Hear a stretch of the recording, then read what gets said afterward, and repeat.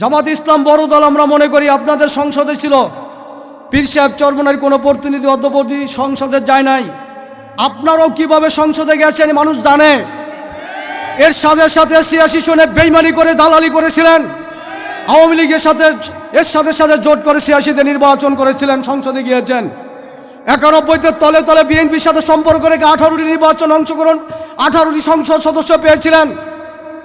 2001-এও 96-তে একা নির্বাচন করে মাত্র 3টি আসন পেয়েছিলেন।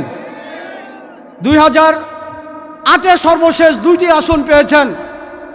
এই বরত্ব দেখিয়ে সর্বশেষ আপনারা কয়েকটা কাজ আলোমালো করলেন। আপনাদের বোঝা উচিত ছিল এই ওয়ান বক্স পলিসি একমাত্র ইসলামী শরিয়া এবং ইসলামকে সামনে রেখে। কি কথা ঠিক না? ঠিক।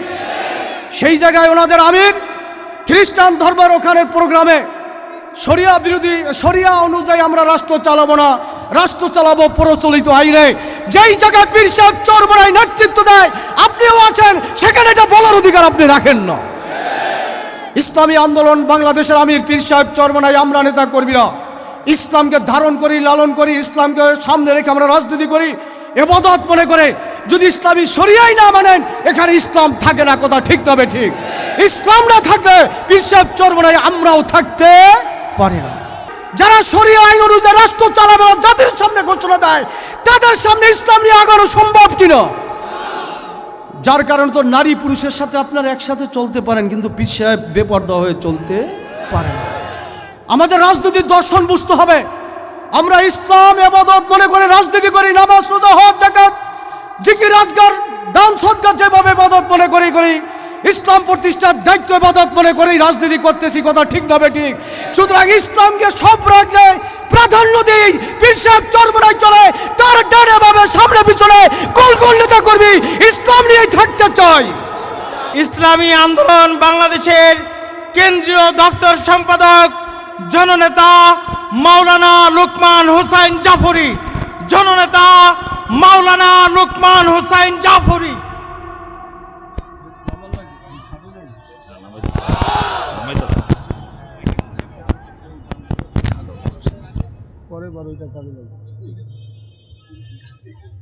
আসসালামু আলাইকুম ওয়া রাহমাতুল্লাহি ওয়া বারাকাতুহু। ভালো আছেন সবাই? 12ই ফেব্রুয়ারির জাতীয় নির্বাচনের মাধ্যমে আগামীর বাংলাদেশ কারা পরিচালনা করবে এদেশের মানুষ তা নির্ধারণ করবে। নারায়ণগঞ্জ 4 নির্বাচনী এলাকার নির্বাচন পরিচালনা কমিটির উদ্যোগে আয়োজিত আজকের এই নির্বাচনী পথসভার মহতরম সভাপতি উপস্থিত আছেন।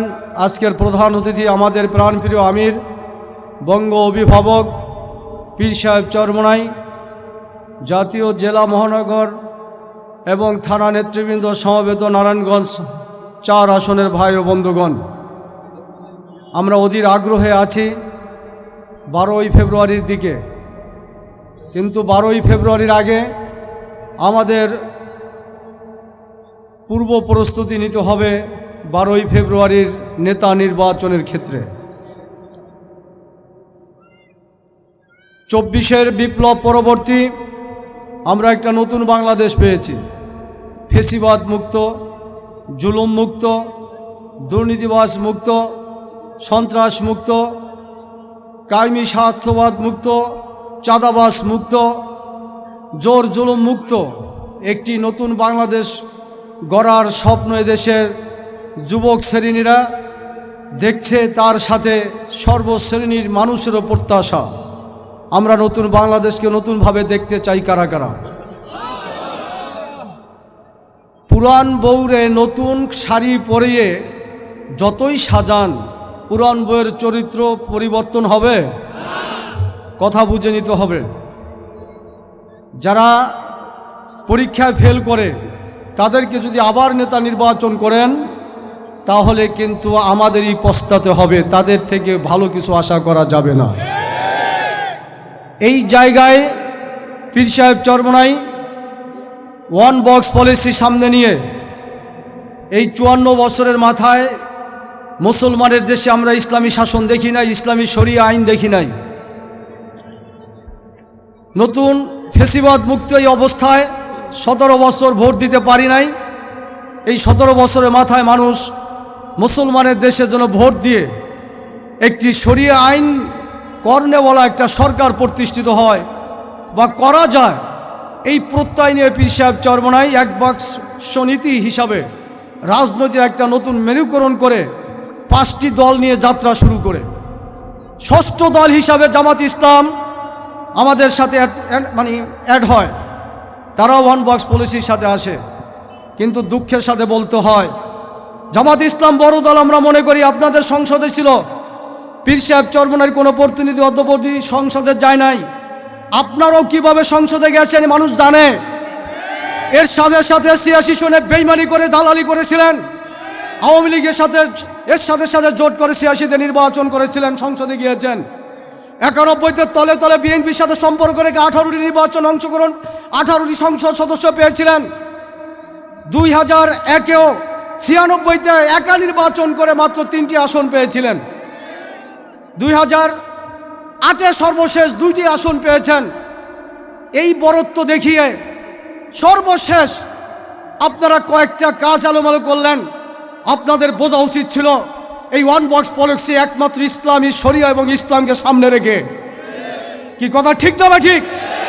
সেই জায়গায় ওনাদের আমির খ্রিস্টান ধর্মের ওখানের প্রোগ্রামে শরিয়া বিরোধী, শরিয়া অনুযায়ী আমরা রাষ্ট্র চালাবো না, রাষ্ট্র চালাবো প্রচলিত আইনে।